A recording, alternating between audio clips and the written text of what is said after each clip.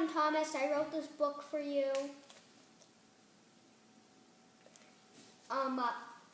I hope you like it. I'm going to read it.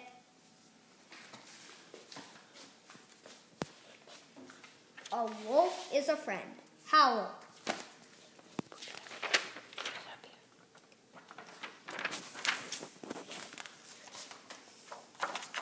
Chapter 1. A Peaceful Trip. I love flights where you don't have to worry about the plane, said Dr. Marsh. Me neither, said his colleague, Frederick.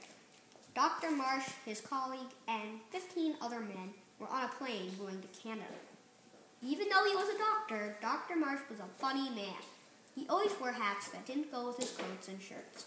He also had a stethoscope around his neck. Frederick, on the other hand, was a serious man. He often dressed in black, and when he and Dr. Marsh traveled, he carried around Dr. Marsh's luggage. He had his luggage on a flight crate. Meanwhile, on the plane, it was nearing Alaska. Nobody was expecting a crash.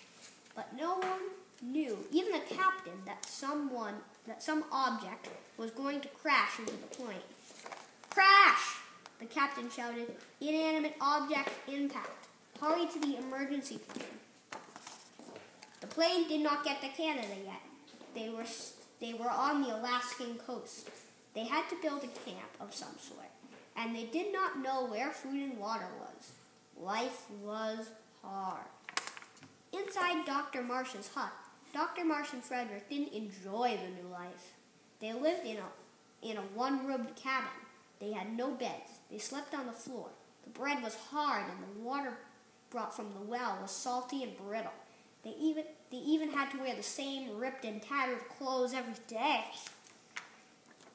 But they were still kind in the conditions. Dr. Marsh used his medicines to help sick and wounded men and women. And Frederick hunted deer, told stories, and carved this onto a rock and sent it to sea. Dr. W. Marsh and crew, stranded in Alaska. Please rescue. That's what the rock said. A messenger came. He said to Dr. Marsh there will be a blizzard. Everyone was terrified. The conditions would be harsh, but Dr. Marsh and Frederick saw a hope. The 4 nearby Inuit tribes. Those are Native Americans. $400 for a wolf. That's chapter 3. Chief Inuit of the Inuit tribes met with Dr. Marsh. He asked, "Do you want my most loyal wolf?" Dr. Marsh answered, "Yes, but you must pay me $14.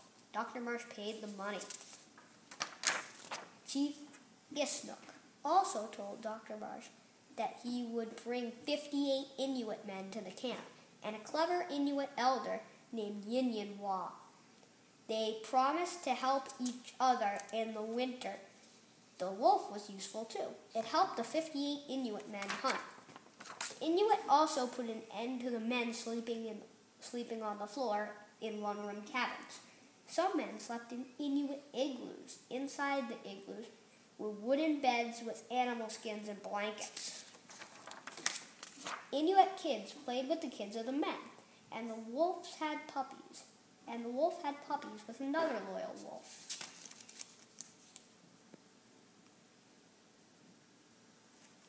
And when ships came to take the men home from Alaska, no one got on board since they were friends with the Indians.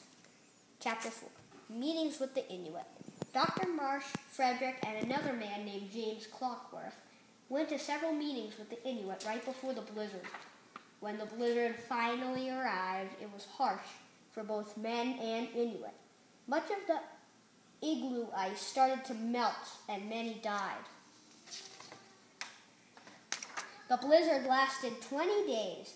The 8th, 9th, 10th, and 13th days were their worst of all. 20 men and Inuit, in all 20. Men and Inuit prayed for a hope. But when the blizzard was over, somebody found the rock and left this one that said, "We're coming." Anonymous. Who asked? Frederick. He was probably the new boss of the camp because Dr. Marsh had died in the blizzard. I know, said Yin Yin Wah.